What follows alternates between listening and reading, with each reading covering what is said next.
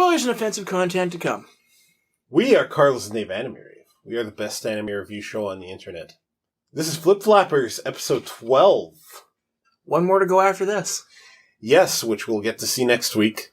I would have liked to have concluded things this week, but that's okay. Funny enough, this is the only of the four that we've been watching that goes 13. Of the 4 Friday, 4 Leos that we haven't concluded yet. So, there is something I'm going to bring into the proceedings this week, Dave. And I know you're a bit hesitant about it, and if it ever gets too much, you know, you are one half of the show, you can tell me to stop. During the week, I was made aware of this one site called Wave Motion Canon. And I read one article on their site, and this one article has led me to believe that Wave Motion Canon is hot garbage, and they totally don't know what they're fucking talking about. They're an anime review site, and they wrote up a review of episode 11 of Flip Flappers. And I've been paid good money to write a wide variety of copy for organizations. Really good money. Technical writing, marketing writing, white papers, magazine articles, opinion pieces, etc. I've been paid really good. So in my professional opinion, it is just about the fucking stupidest thing I've ever read. Ever. It's written by multiple authors. The general consensus between them is they didn't really like the episode, which isn't really the problem. The problem is that the reasons they don't like it and the comparisons they make to other anime, including Evangelion, are so indicative of the kind of horrible, snide, smug anime fan that I despise, that they just need to be made a fucking example of. So I have a collection of quotes from that article, and anyone who's seen our Steins Gate reviews knows the drill. Occasionally, when we talk about what's going on, I'm going to bring up a quote and then just blast them for having made the quote. Of course, as always, this is no mandate for anyone to go and harass them for any reason. Honestly, don't give them the satisfaction of giving them comments. If you agree with me that they are the fucking most idiotic people on the internet, just talk about it here and we'll make fun of them together. It'll be great. So this is Flip Flappers episode 12 and me relentlessly making fun of Wave Motion Canon's review of episode 11. She was mind-wiped by Mimi. You think Mimi mind-wiped Papakana? Turned her back into a kid Papaka? And then Salt found her until she could regain her memory? That could be. A commenter on our review of the last episode, Jared Thaja, and I'm certain I'm mispronouncing that, my apologies if I am, mentioned, because I talked about how I was okay with Mimi being an item with Salt, and I didn't say anything about that because I'm always pining about the Yuris. And he said that he kind of saw it as a polyamorous relationship from the get-go because it seemed obvious to him. And while I'm not 100% certain about that, I kind of made the mistake I always accuse others of making. I assumed heteronormativity and monogamy and whatnot with no real basis. So my bad on that one. Yeah, I've kind of been seeing the relationship as polyamorous? Yeah. It's just kind of kinky. Maybe not so much when you sub Kokona in there, but... Yeah, that's when it gets kind of creepy, and how weird must it be for Papaka now having her memories back? In all honesty, this is partly why I would be totally okay if Kokona and Yayaka ended up being a pair. Because, in a way, even though I like the pair of Kokona and Papaka, it is kind of creepy considering who Papakana really is. And you kind of have to go off of... Well, I might as well have this discussion now for this. I mean, ultimately, just because she's got her memories back doesn't mean that her old persona is the one in the driver's seat. Mm-hmm. Really, if you lost your memory and just regained your memories later, you're no longer that person anymore.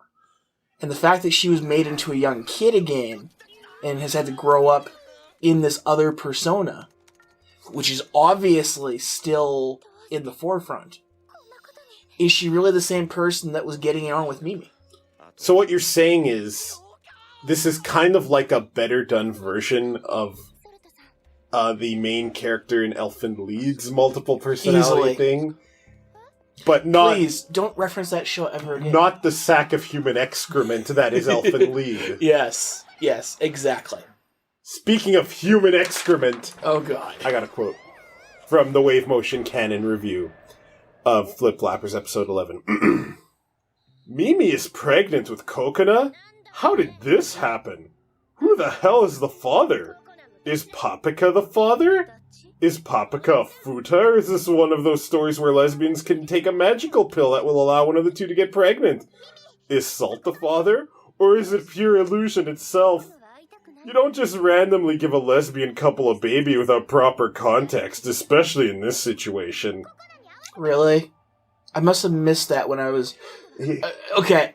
See, here's the thing. Being transparent... I actually think... I skimmed over stuff because some of it was just, okay, I don't fucking care about what you're saying here.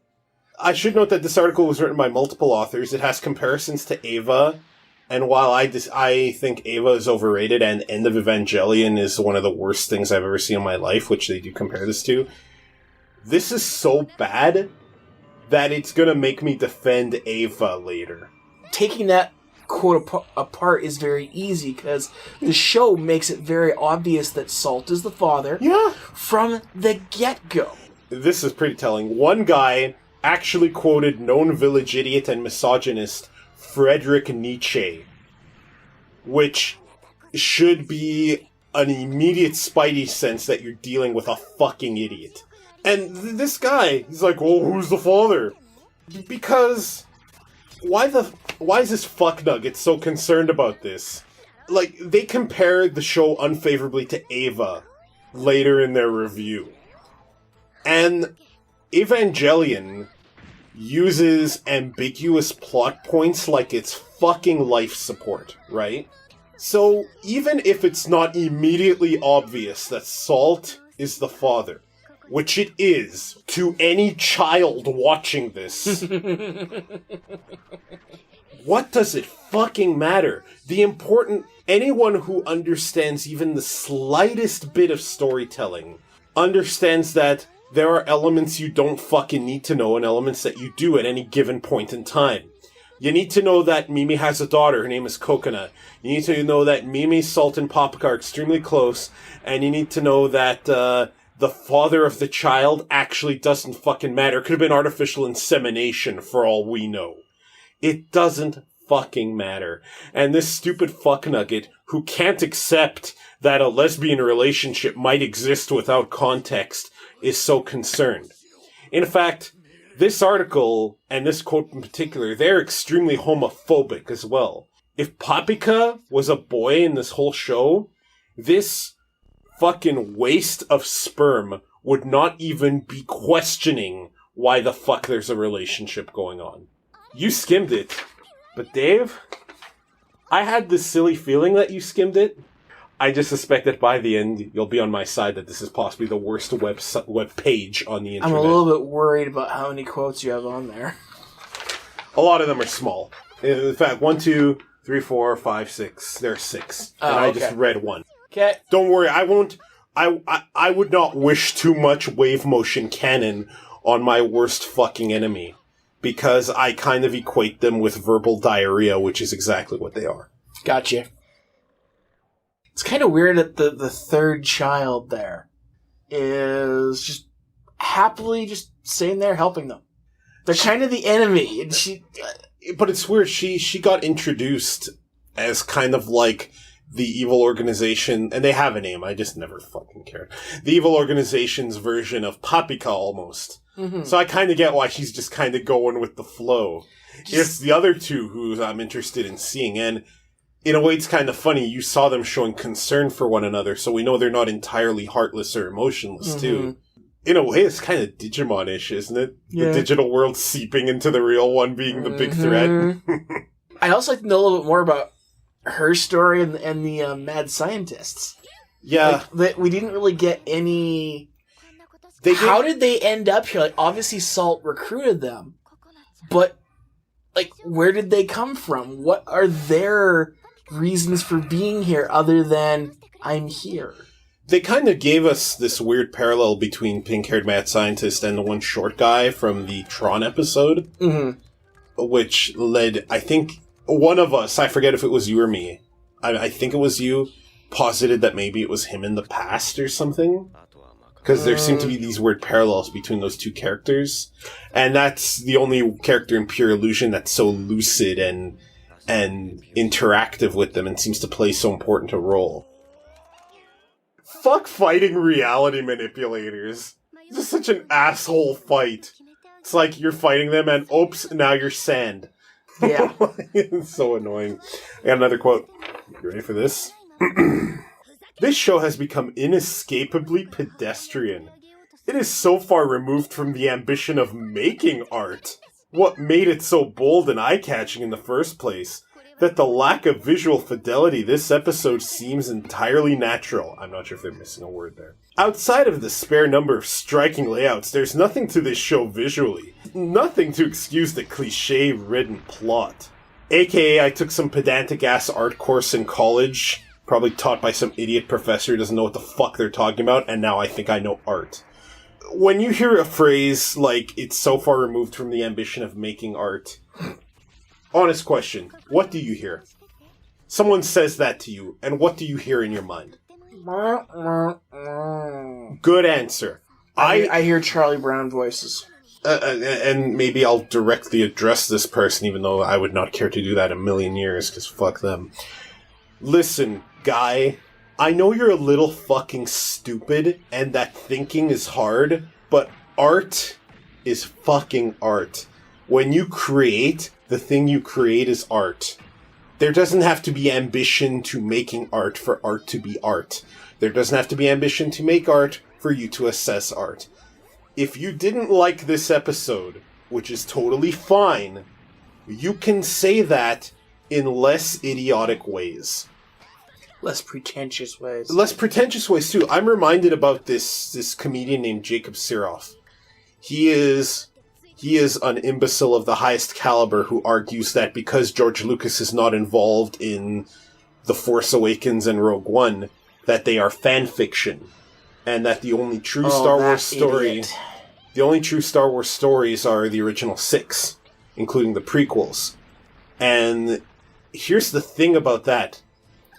Not only is that the stupidest thing I've ever heard in my life, but even if you are arguing for the validity of the prequels, and I hate the Star Wars prequels, man, they blow.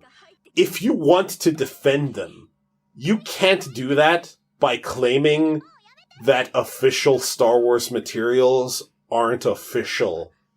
Because A, they are, and B, that is a very stupid way to present your argument. If you're going to argue for the Star Wars prequels being good, you can argue things like, they presented a broader scope of the galaxy I enjoyed. They introduced characters that I thought had great potential, regardless of how they were used in the end. You can argue things like that, or like that you like the fight scenes and the action scenes. You can argue things like that. And even though I might not agree with you, I'll at least understand your position. Even though you're not going to change my mind on the prequels being shitty, I can understand you. If you don't like flip-flappers, and you argue that it's because, you know, it's a little too fan-servicey when it should be, which to these guys' credit, they do bring up and they're not wrong about. Or that you think it's a little too abstract, which is an argument I make about a lot of anime. I might not agree that these are reasons to hate the show, but I at least will understand you. When you talk about something being so far removed from the ambition of making art, all I'm thinking of is, you motherfucker, you are wasting precious oxygen. When did Salt have a cool bike? And why haven't we seen Salt's cool bike before? Wasn't needed? No, it was needed. So many times Salt has appeared and I thought he was just some fucking asshole with glasses. And he's had a cool bike this whole time? That motherfucker, you damn Skippy, he should have been showing up everywhere on that bike. He should have been pulling up to the office and taking off a bitchin' leather coat and just then gone into his Salt persona, and then everyone should have been like, man, that guy's an asshole, but he's got the coolest bike. You've noticed something, and you're not telling me. It's putting me on edge. Are you guys devious enough to do that? What? What? Look at the girl right now. Dave, are you trying to imply that she's Mimi? Or the another facet of Mimi? Yes. Well, that calls for another quote. She looks very Mimi-like right now. She really does. You might not be wrong. Here's the quote. The long and the short of what happened with this episode is that it turned into a reimagining of the end of Evangelion. What? The sack of shit that wrote this little piece of verbal diarrhea went on to compare Mimi's turning of the evil organization into grass as exactly what Rei did in End of Eva. I have a better analogy. What's your analogy, Dave? I don't think you made it quite far enough into Utawari Mono. But at near the end of that one, they show him hundreds, if not thousands of years before in a lab. Mm-hmm. And they do some stuff and they end up killing the girl that he took as his wife after they escaped. And so he decided that if they wanted eternal life, they could have it and turn them into like giant oozes. That would be like what she just did. Not what Rei did. That's asinine in the highest degree. If you were to ask me how I would rank End of Evangelion on a top 3 best or worst scale, I would say it's one of the top 3 worst things mankind has made ever. And I don't think I go that far, but this is up there with the atomic bomb and conservatives. So I mean, like, End of Eva, I have a great deal of disdain for. However, and this applies to Eva in general, while it is way too ambiguous for me to enjoy, and while I think it is way too ambiguous for any real fictional worth, the fact of the matter is that people who do enjoy that they can kind of live in its ambiguous space and think about the ramifications of the characters and motivations and the setting itself in virtually unlimited ways. When you just bend over and you let out a verbal spray fart like that, what you are saying is, I didn't understand the point of Flip Flappers, and I sure as hell didn't understand the point of Evangelion. Because Evangelion does not have these set, defined, hard interpretations of their characters and its setting. It's open. And definitely in End of Eva, a lot of what happened in that movie is up in the fucking air. So when you say something like what Mimi did, which is very hard and defined and not really terribly ambiguous at all, and you compare it to something Rei did, which you could write entire essays about different ideas of what she did, you should not be writing about anything, let alone anime. I totally agree with that.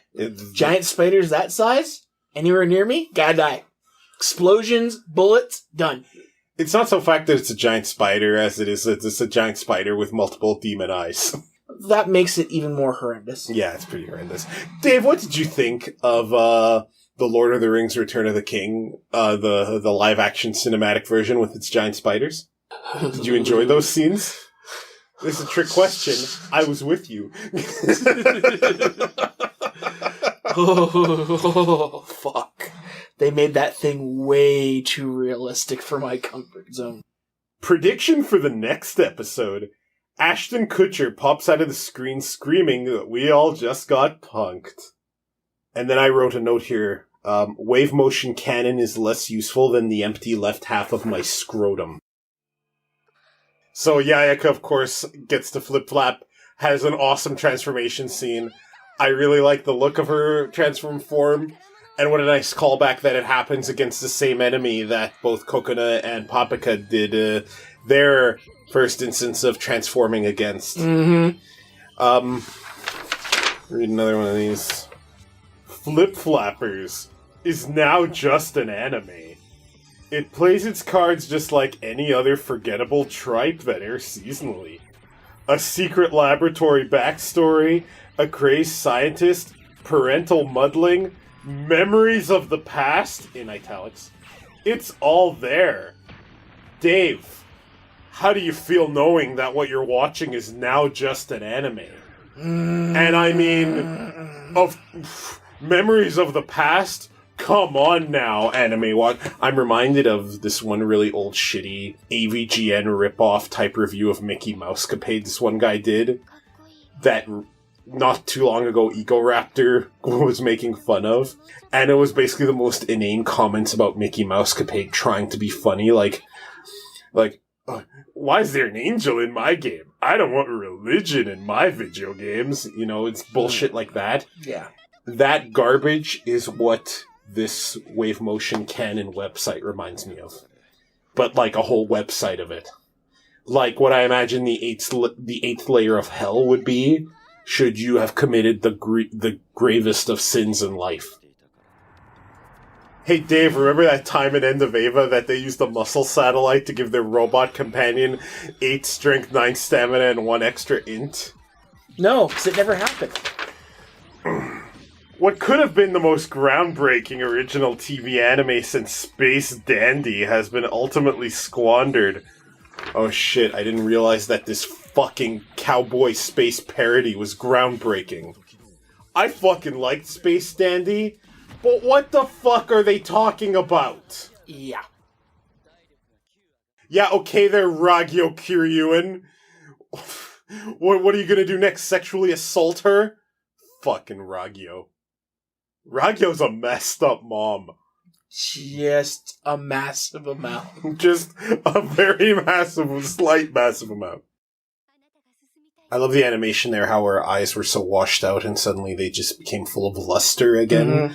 It's a very nice touch. You know, it's not a nice touch, it's fucking garbage articles. This is the last quote, by the way. Okay.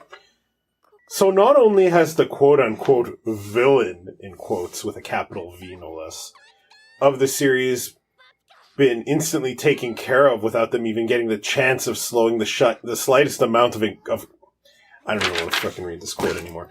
It basically, that husk of a human being was harping about how this show's lack of a central villain works against it. And again, made the Eva comparison. Because Eva had a central villain. Do you see what I'm talking about when I say that this garbage piece of crap that's trying to shit on Flip Flappers, one of the better animes I've seen in recent memory, is just so poorly opined? It's not that they dislike this, it's that they don't know what the fuck they're talking about. It's pseudo-intellectualism. It's saying garbage like comparing it to Ava and then ridiculing Flip Flappers for doing or not doing things that Ava also did. I'm honestly shocked these guys didn't compare this to Madoka fucking Magica. And in Madoka's defense, I've seen people compare it to Ava. They're so hung up around a film/series that they think is the epitome of what anime should be, mm-hmm. that they can't wrap their minds around it being surpassed long ago. Yeah, and not only that, it's not only that I think Ava's overrated. Even if I liked Ava, these assholes clearly didn't understand the first thing about it. When I talk about anime fans being garbage, I don't mean all anime fans. I don't mean our fans. I don't mean you. I don't actually even mean most anime fans. I mean the bad kind. I mean fucking should have been throat babies like the assholes who wrote this garbage. With their Nietzsche comparisons, with their fucking homophobia, with their inability to comprehend anything that doesn't slot into a very defined and rigid view of what anime should be like. Which, for all of my problems with Ava, that show doesn't slot in that easily anywhere. Mm-hmm. It's open to fucking interpretation. And this is what these fucking unreal sacks of cum, I'm running out of things to say about them that sound insulting, don't understand. It's not that they dislike this, they're allowed to. It's that, goddamn, imagine being this stupid. That's what I think of when I see this. It's like, fucking, even the show does establish a villain. It established one late in the game. Her name is Mimi, and she was established with bright neon signs. pointing at her, going, "Here's your villain!" So how did they miss this exactly? This is one of those moments it's like, hey, bitch, I'm your daughter. What the fuck do you think?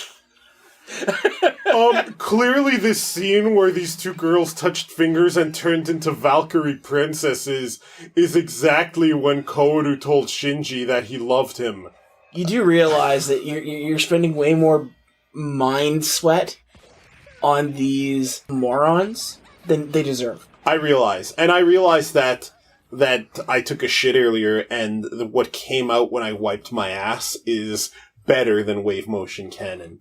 But I think I'm going to insult them just a few more times. I won't make a habit of this, because honestly, I think other outfits having their own opinions, even when they disagree, is fine. It's totally fine. Except these assholes... You just don't like what they wrote and how they wrote it. Like I said, I've been paid good money to write. If these assholes reported to me, and this is what they turned in, at best, I would be writing a letter of reprimand. And at worst, I would be consulting with HR and legal to see if I could get them fired with cause.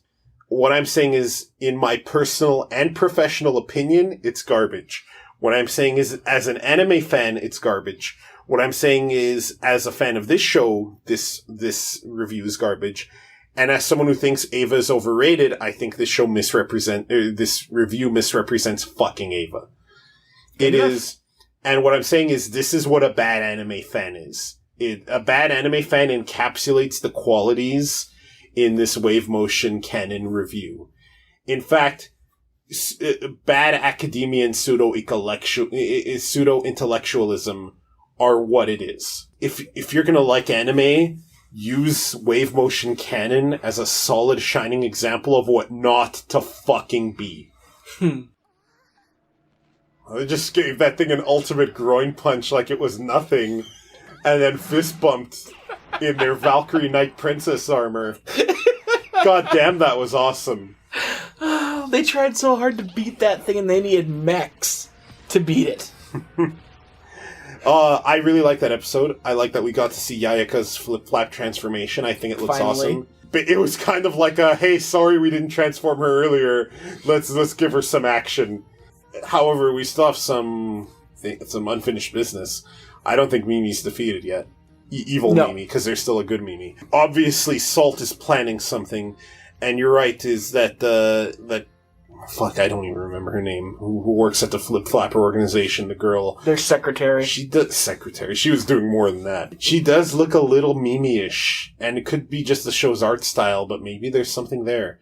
We got to see that the twins actually do care greatly, and they finally disobeyed their masters. I kind of want to see them do the flip-flapping thing. We got to see the damn robot fucking have a muscle transformation, which was cool as shit. Freaking satellite comes down from orbit to give him muscle body. We got to see Salt's fucking cool as shit motorcycle. This is a fun episode of what has been... The doctor took off his glasses and didn't look anywhere near as crazy anymore. No, he was a handsome fool. After a couple of very expository episodes, we finally got some of the imaginative flip-flappers action, which I was glad to see. I have no idea how they're going to cap this show off. I don't really want to know. I'm happy that Kokona and Paprika admitted their love for each other. I'm happy that Yayaka admitted her love for Kokona. Poor Yayaka is going to be left out of this, sadly, but I mean... You're gonna have to find love somewhere else. Unless they're polyamorous, which I'll totally accept too. No, I think they're all just friends. You know what, Dave?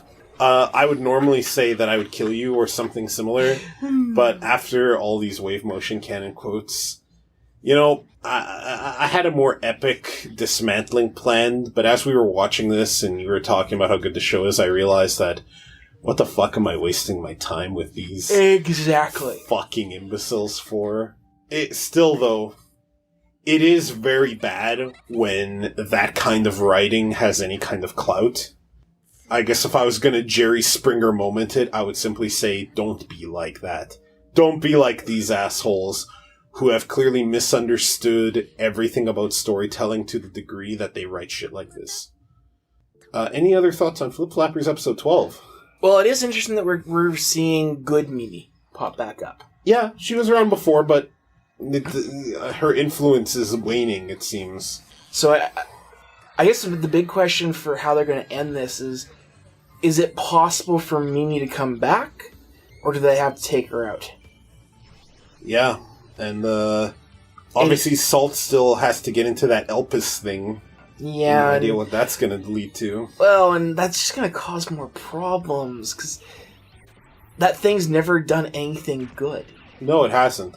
Unless the big plot twist is Salt had some grand design in the end, and he's our final villain. He seems to be in panic mode for what he's doing now. He's relying on getting access to the enemy's technology. That's never a good plan. I'm a little sad there's only one episode left of this show. With the imagination they show of showing various worlds and the awesome inter-character relationships and the like they like to show, I want to see another season of the show. Or at the very least, I want to somehow see some kind of, like, further fiction, maybe an OVA every couple years or something, because I would love to... What Flip Flappers has been is, it's been... You know what? I heard Liam of Best Friends say it in a podcast once, and sad that he's leaving Best Friends. Their best member is leaving, as far as I'm concerned. He said something like Flip Flappers, and this was after we started watching it. I heard this on a podcast. He said Flip Flappers kind of saved the magical girl genre for him because Madoka ruined it. And even though, whatever you think of Madoka, a lot of people like it. I think it's garbage. The fact is Madoka really shaped things. It really set a precedent for magical girls as something that is malevolent and almost cynical. And as much as I like Yuki Yuna, and as much as it is not a Madoka ripoff like every fucking Madoka slobbering fucking fan thinks, the fact is that there is a lot of that influence there. It's the idea that it's magical girls, but actually everything's hell. And I think we kind of needed something like Flip Flappers to show you that you can have serious storytelling, but you can have the fun again. You can have the imagination again. You can have the love, whether it's platonic or romantic, between these girls again. And you can have the joy again. And maybe that's why I got so infuriated when I read Wave Motion Canon's garbage. Is because it seemed like it was coming from a place that it's analyzing something to fit into a template, when anime of all types of fiction on this planet should be anything but. I really like this episode. Good episode, and it's leading us right into episode 13, where we'll get the final answers, probably. I would imagine that episode 12 does lead right into episode 13 of any show. We are Carlos and Dave Anime Rave. We are the best anime review show on the internet. And even if we're not the best anime review show on the internet, we and a lot of other really good anime review shows are so far above Wave Motion Canon that they would need to get into low Earth orbit to kiss our asses. AnimeRave.xyz is where you can find us. Tune in next time.